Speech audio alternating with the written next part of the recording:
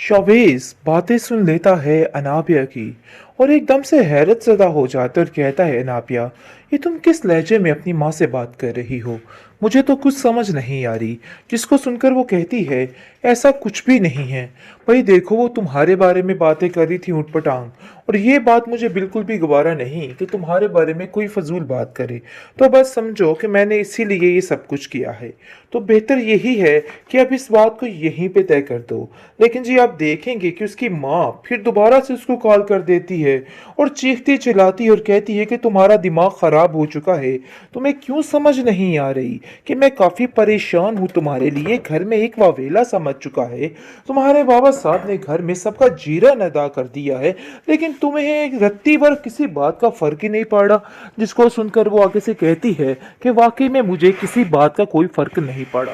अरे भैया, पछताने का क्या फायदा जब हर चीज खत्म हो चुकी है। मतलब ये है कि जब समझाने की बारी थी तब तो दूसरों को इसकी माँ समझाती रही, लेकिन आज इसको इस बात का एहसास हो रहा है कि भाई इसने बहुत बड़ी गलती कर दी। दूसरी तरफ मरियम की जिंदगी इस लड़की ने जीर्ण कर रखी है। बात पे बात उसको ताने देकर, बुरी बुरी बातें करके उसका दिमाग खराब कर दिया है।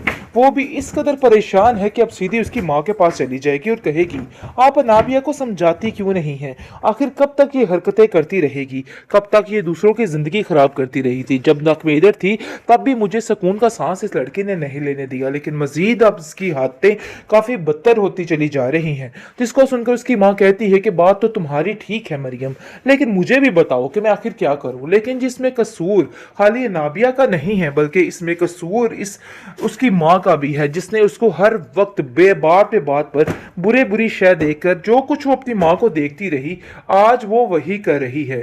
तो इसलिए परेशान होने की उसकी माँ को जरूरत नहीं है कि आखिर ये हरकतें इतनी बुरी बुरी उसमें से कहां से आ गई। अरे भाई, तुम्हारे से ही आई हैं, यही हकीकत है। क्योंकि नाबिया का दिमाग खराब करने वाली सिर्फ और सिर्फ उसकी माँ है, और कोई भी नहीं हो सकता। में आ जाती है और सोचती है कि आखिर ये सब कुछ कैसे बदल सकता है। मरियम की अब उस घर में कभी भी एंट्री नहीं होगी, चाहे जो मर्जी हो।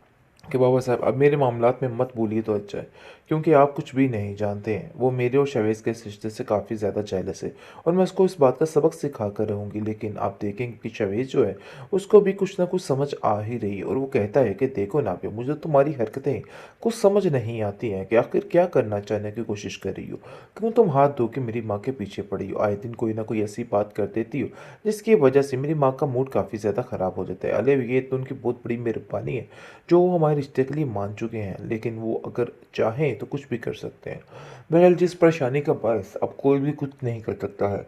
नाबी जैसे घर आती काफ़ी ज़्यादा हर दफ़ा गुस्से में होती। उसकी माँ कहती है, बेटा, जिस तरह तुम दूसरों की ज़िंदगियों को जीर्ण करने की कोशिश करी हो ना, ये मत समझना कि तुम्हारे साथ कुछ नहीं होने वाला। भाई बहुत जल्द तुम्हारे साथ भी बहुत कुछ होने वाला है और इस चीज़ को नज़रअंदाज तुम नहीं कर सकती, चाहे जो मर्जी हो जाए।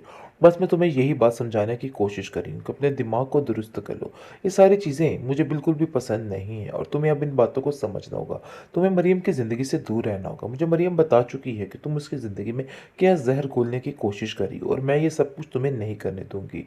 इसलिए बेहतर यही है कि तुम उन दोनों की ज़िंदगी से दूर हो जाओ और यही तुम्हारे लिए बेहतर है, क्योंकि अवैस का दिमाग भी तुम ही भर रही हो। कुछ ना कुछ ऐसा कर रही हो जिसकी वजह से खालदा आपा अवैस का दिमाग बुरे तरीके से भरी है। क्योंकि अवैस दिन ब दिन काफ़ी ज़्यादा उचाट होता हुआ नज़र आ रहा है, काफ़ी ज़्यादा परेशान होता हुआ नज़र आ रहा है और बार बार मरीम को जलील करने की कोशिश कर रहा है कि ये सब कुछ तुम्हारी वजह से हुआ है। अगर तुम मेरी माँ के साथ सही रहो तो सब कुछ ठीक हो जाएगा, वरना सब कुछ बर्बाद होकर रह जाएगा। मरियम माँ पहुंचती है समरीन के पास और समरीन को आके कहती है कि देखिए समरीन आंटी, मैं काफ़ी ज़्यादा परेशान हूँ।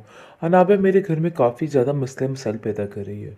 आप तो जानती हैं कि शुरू से उसने क्या हाल रखा और क्या कुछ मेरे बारे में समझती रही। आज भी उसका काम वहीं पर है। आपको उसको समझाना होगा, वरना बहुत मुश्किल हो जाएगी। जिसको सुनकर वो मरियम को कहती है कि अगर अवैस को इतना ही तुम पे यकीन है तो कैसे उसकी बातों में आ सकता है? आखिर तुम परेशान क्यों हो रही हो? लेकिन जी, घर का माहौल बुरे तरीके से ख़राब हो चुका है, क्योंकि खालदा आंटी ने वो हशर कर दिया है और नाबिया ने अपने डेरे जमा लिए हैं।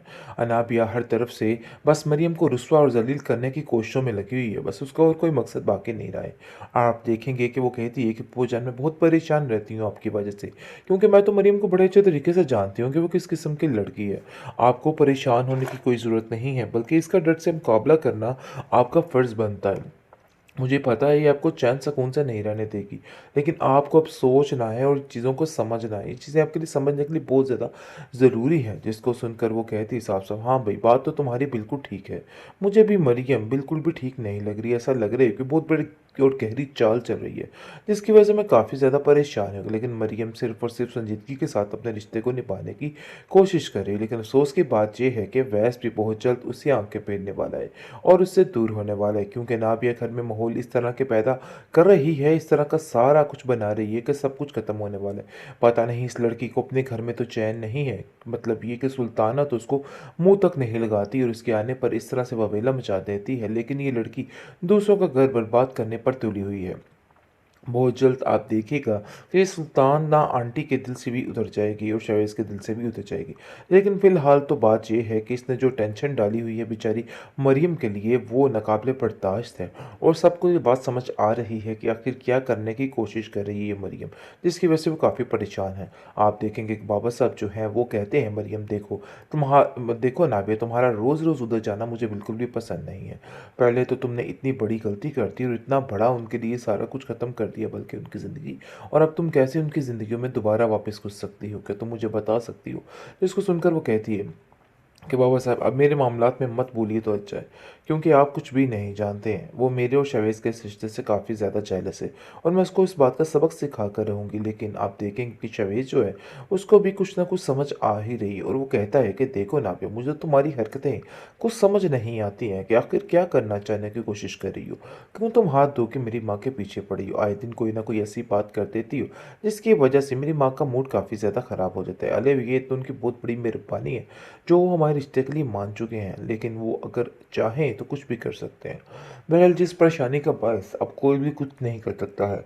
नाभि जैसे घर आती काफ़ी ज़्यादा हर दफ़ा गुस्से में होती है। उसकी माँ कहती है, बेटा जिस तरह तुम दूसरों की ज़िंदगियों को जीर्ण करने की कोशिश करी हो ना, ये मत समझना कि तुम्हारे साथ कुछ नहीं होने वाला। भई बहुत जल्द तुम्हारे साथ भी बहुत कुछ होने वाला है और इस चीज़ को नज़रअंदाज़ तुम नहीं कर सकती, चाहे जो मर्ज़ी हो जाए। बस मैं तुम्हें यही बात समझाने की कोशिश कर रही हूँ कि अपने दिमाग को दुरुस्त कर लो। ये सारी चीज़ें मुझे बिल्कुल भी पसंद नहीं हैं और तुम्हें अब इन बातों को समझना होगा। तुम्हें मरियम की ज़िंदगी से दूर रहना होगा। मुझे मरियम बता चुकी है कि तुम उसकी ज़िंदगी में क्या ज़हर घोलने की कोशिश कर रही हो और मैं ये सब कुछ तुम्हें नहीं करने दूँगी। इसलिए बेहतर यही है कि तुम उन दोनों की ज़िंदगी से दूर हो जाओ और यही तुम्हारे लिए बेहतर है, क्योंकि अवैस का दिमाग भी तुम ही भर रही हो, कुछ ना कुछ ऐसा कर रही हो जिसकी वजह से हालदा आपा अवैस का दिमाग बुरे तरीके से भरी है। क्योंकि अवैस दिन ब दिन काफ़ी ज़्यादा उचाट होता हुआ नज़र आ रहा है, काफ़ी ज़्यादा परेशान होता हुआ नज़र आ रहा है और बार-बार मरीम को ज़लील करने की कोशिश कर रहा है कि ये सब कुछ तुम्हारी वजह से हुआ है। अगर तुम मेरी माँ के साथ सही रहो तो सब कुछ ठीक हो जाएगा, वरना सब कुछ बर्बाद होके रह जाएगा।